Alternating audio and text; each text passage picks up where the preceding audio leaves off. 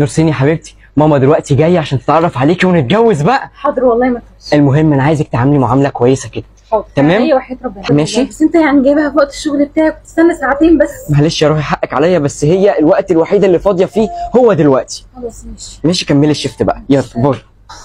الجو ده يا ابني معلش يا ماما حقك كملها عليا. بنت خالتك كملها. يلا. انا مش فاهمه ايه الاسلوب ده.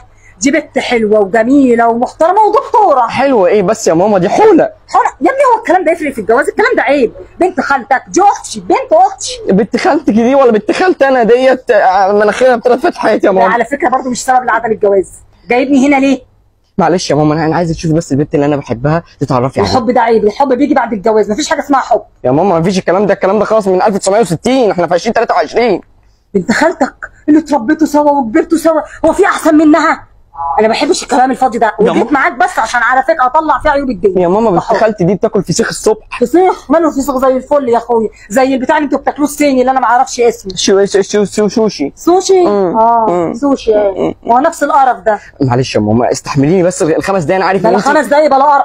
معلش انا عارف ان انت بس مشغوله في شغلك وده الوقت الوحيد اللي انت فاضيه شغل فيه. في عز الحر انا عشان اقابل البنت اللي حلوه. معلش هي زمانها جايه دلوقتي، بتخلص بس حاجه في ايدها وجايه. بتخلص حاجه في ايدها بس وجايه. معلش ايه بتخلص ايه؟ تمسح سلالم ولا ايه؟ لا هي شغاله هنا. هنا فين؟ صاحبه الكافتيريا يعني؟ لا تحت شويه. ايوه شغاله هنا ايه؟ شغاله ويتر. ويتر؟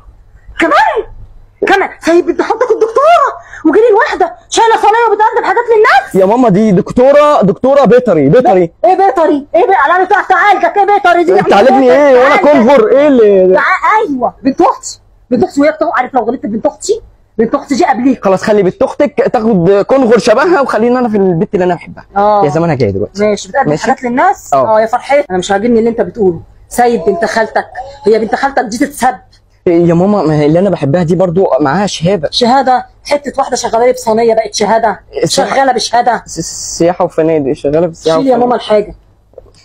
سياحه وفنادق عملت انا بالسياحه فشغاله اسمها شغاله بشهاده. يا ماما بنت خالتك انت عارف ما تليقش بينا. مالها بنت خالتك دي؟ دكتوره في زي الدكتوره.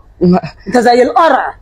يعني ايه قرع؟ زي القرع تمد لبره. يا بنت اللذينه ايه ده؟ مش تخلي بالك اللي شغاله في كافيه دي انضف من الميه اللي اتدلقت عليكي.